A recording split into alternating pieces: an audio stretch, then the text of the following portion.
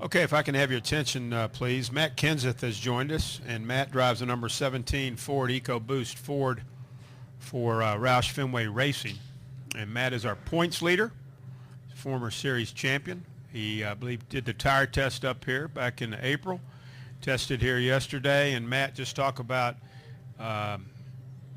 taking over the points lead, what that maybe means at this point of the season, and then particularly talk about the test and how your car is reacting to the new surface.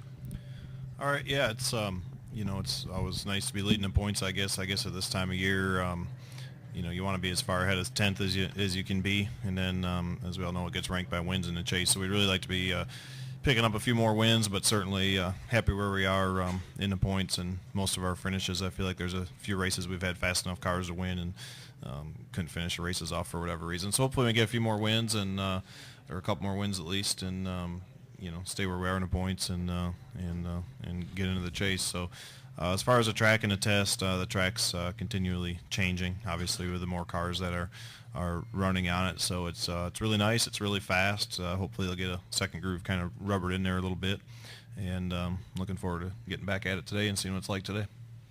Thank you, Matt. Monty has a question, and then I think Jim, and then Claire, and then we'll work our way around. Go ahead. Monty Dutton, yes, and is it. Matt, in this little rash of repaved tracks we're going to, it sort of seems like, maybe just because of last week and because of everyone getting excited about higher speeds, it seems like that the reputation of repavement is getting changed a little bit. All of a sudden, repavement is cool. All of a sudden, and I mean, is it anything really changed? Is there new progress in the art of repaving? Are they doing it in a way where it's not as tough on the racing, or is this just the fact that we had a really good Pocono race and everybody's just overreacting? Well, I think once they're repaved, it's probably not real popular for us to say you don't like the repavement. Is maybe some of it, but I will say that Pocono for sure is. I was never a big fan of Pocono. It was so rough and it's one groove and hard to pass, and I thought they did just a spectacular job paving it. I thought the racing ended up being pretty good. It felt like a whole new racetrack and facility we were going to, at least from being in a race car. So I thought they did a spectacular job there. It was way better than we thought. I think if most people had their wish, especially tracks like this that you could run 4 different grooves in the corner, or sometimes up to 5 different grooves in the corner you could choose, you probably would not repave it, but it's a necessary evil, and it's something you have to get done, and eventually it'll turn back into a track something like what it was, maybe.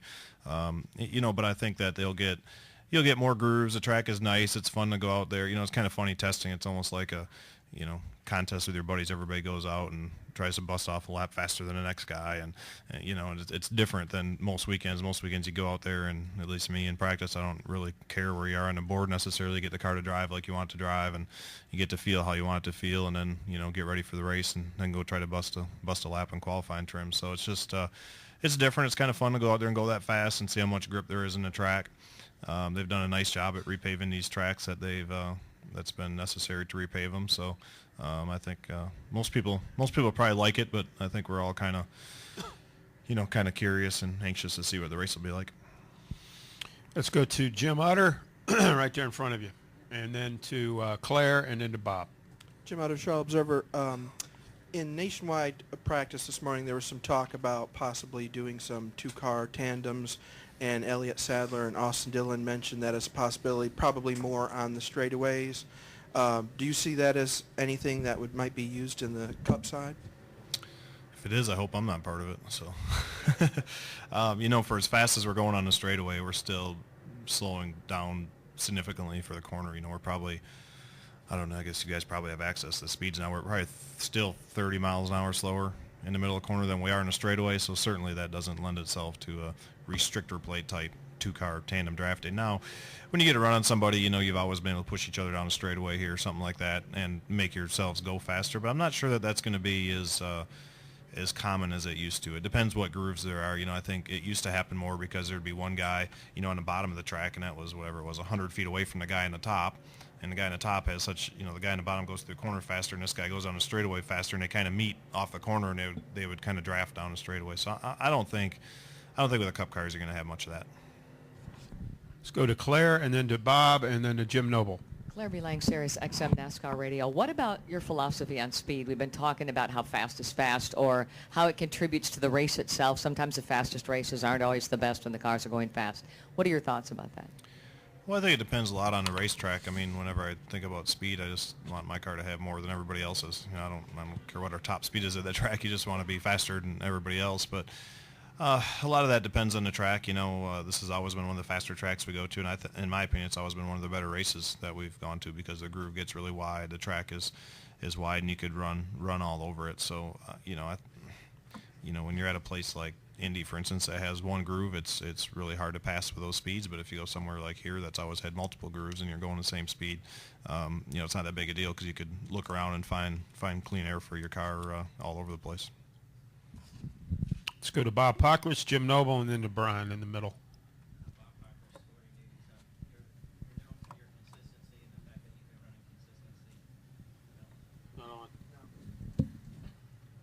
Oh, Bob. Just shout it? It's working now. Is it working? Okay. Bob Parker, Sporting News. You're known for your consistency and the fact that you're running consistently well and leading the points. Does that give you any kind of comfort level or feeling that you'll be a contender come the chase time, or do you look at what Tony Stewart did last year and realize that doesn't really make too much of a difference come September? Well, you know, I guess a little bit of both. I mean, you kind of early in the year, I think you glance every once. I don't pay a close attention to the points, but every once in a while you glance to see how far you're ahead of 10th, if you're lucky enough to be ahead of 10th. And, you know, that starts to maybe give you, as the weeks go on and you stay up there, hopefully it gives you a little more confidence about making the chase. But certainly once you'd like to gather some wins for some bonus points, and certainly once the chase rolls around, if you're in it, you realize that those 10 weeks is kind of another season. And in those 10 weeks, it's extremely important to be consistent, not have that, you know, not make a big mistake, not lose a bunch of points. But it's also important to run up front, be a contender to win, and probably have to collect, you know, a win or two or three in the chase to have a shot at a championship. Let's go to Jim and then to Brian. Jim Noble, ESPN. Guys don't seem to be that concerned with the speeds. I mean, for younger guys who say, you know, we got safer barriers, we have Hans devices, I'm fine going well over 200 miles an hour. Is that a good thing for a race car driver to feel that way? Well, I mean, I've never really sat around and thought about wrecking, you know, or any of that kind of stuff, or getting hurt, or I mean, I've never really spent any time thinking about that besides getting your safety equipment as good as you can. So I'm not sure. You know, I don't know what would happen if a car spins out of the end of the front stretch and you're doing 217. I don't know whether it'll stay on the ground or whether it won't. I mean, I don't know any of that, and I don't really spend any time thinking about that. I think NASCAR's on that pretty good.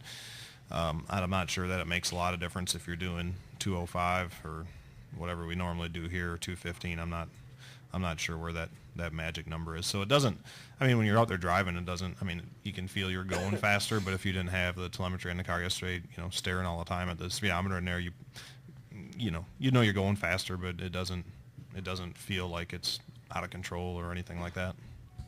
Let's go to Brian.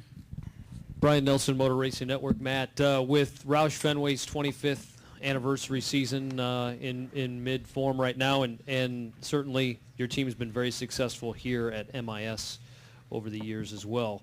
What is it that stands out to you about Jack Roush that makes him such an effective owner and so successful? Well, I mean, probably the biggest thing, you know, especially when I first came over there, and it's still like that, is there's just, you know, if there's anything ever reasonable that we needed for the cars, and sometimes it wasn't even very reasonable, he'd always give it to us. So, I mean, he's always done whatever he's needed to do and given us whatever we've needed to do to be competitive and go out and try to win races and try to race for championships. So I think when you go drive for somebody, you know, that's what you look for. You don't necessarily look at all the rest of the stuff. You look at, you know, how you think you can perform on the track and you know how they build their cars, how they do all that stuff. And certainly when I first went over there and got to start hanging out with Mark and he got me hooked up with Roush Racing, certainly you could tell that, you know, Jack was 100% about the on-track product. Right across the way here to Patrick. Raise your hand there, Patrick. Patrick Levy, NASCAR Productions. Matt, a few weeks out, we'll be in Kentucky. You had a solid top 10 there last season. Could you talk about racing at Kentucky, and do you expect anything going into there in a few weeks? Yeah, I'm looking forward to going back there. I was last year. I was probably one of the few drivers that has never raced there before, never ran a nationwide series race, or we didn't test much there. Even when the testing rules were different, we used to be able to go there. So I was one of the few guys that weren't there very much at all. So I learned a lot. I felt like through the race last year about the racetrack. There's some really unique characteristics about it, different than some other mile-and-a-half tracks, the way you drive it. So I felt like we learned a lot. We were fairly competitive at times, so I'm looking forward to getting back there, being the second time there, and seeing if we can, improve our performance and our finish. Other questions for Matt? Bob, do you have one? Bob Pockris, Sporting News. A lot of times when guys aren't running well, they always say that they're running better than their finishes are. Obviously, you're leading the points. Do you feel like a guy who's leading the points and feel like a guy who's in contention to win every week? Well, I mean, I don't, there's some weeks you feel like maybe you finished a little better than you ran, but there's actually been a few weeks here this year I feel like it's kind of been the opposite. Last week I thought under the right circumstances we had a car that could have won the race. We got up there and we led with, I don't know, I don't remember how many laps were, 50 laps to go or something, and felt like if we could figure out how to keep our car in front, we'd have to have a chance to win the race. And then through our green flag stop and then me sliding a little deep in the stall and not getting fuel as quick as everybody, then restarting on the outside and being hung in the middle, 3 wide, lost some spots. All that stuff happened and took us out of contention. I couldn't pass them guys back to get in there. So, I mean, I feel like we have cars that are that have been capable to win, several times this year and haven't been able to get that done. Talladega, I thought we had a dominant car there, and on that last restart, Greg and I somehow got separated and didn't get a shot at that. So, I mean, I feel really good about my car performance, about my team's performance or strategy, pit stops and all that stuff. I just feel like there's a few races there that we kind of not necessarily let get away, but we had the opportunity to win and didn't win them. So hopefully we'll keep getting those opportunities and I'll be able to figure out how to finish them off, at the end of the races. Let's go back to Patrick right there. Patrick Levy, NASCAR Productions. Matt, next week we go to Sonoma, first road course race of the season. Do you approach that any differently, or is it just another track for you? No, I mean, it's a lot different. I mean, you go there, I think, with the same,